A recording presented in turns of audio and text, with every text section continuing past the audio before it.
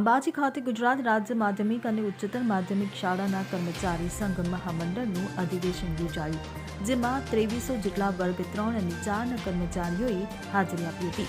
Danta road પર આવેલી ભગવતી વાટિકા ખાતે 2 દિવસીય આ કાર્યક્રમનો પ્રારંભ શિક્ષણ મંત્રી અને વડાપ્રધાન નરેન્દ્ર મોદીના મોટાભાઈ સોમાભાઈ મોદીની ઉપસ્થિતિમાં કરવામાં આવ્યો હતો.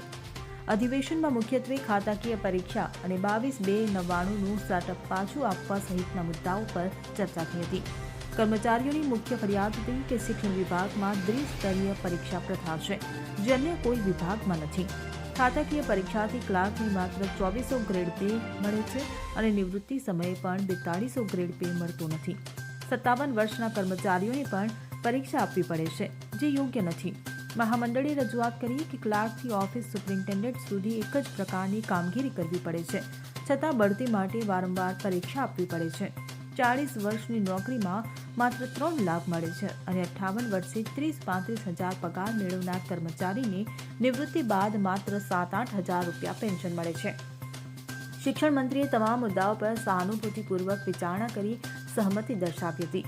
મહામંડળના પ્રમુખે જણાવ્યું કે સરકાર સાથે રહીને લાભ મેળવવાનો તેમને આશય છે, વિરોધ કરીને નહીં. કાર્યક્રમ દરમિયાન શિક્ષણ મંત્રીએ ધોરણ 10 અને 12ના વિદ્યાર્થીઓને બોર્ડની પરીક્ષા અંગે માર્ગદર્શન આપ્યું હતું. Bureau report CN24 news. હવે જુઓ દેશ દુનિયાની તમામ ખબરો તમારી આંગળીના ટેરવે. ઉઠાવો મોબાઈલ અને Google Play Store પરથી ડાઉનલોડ કરો અમારી CN24 ન્યૂઝ મોબાઈલ એપ.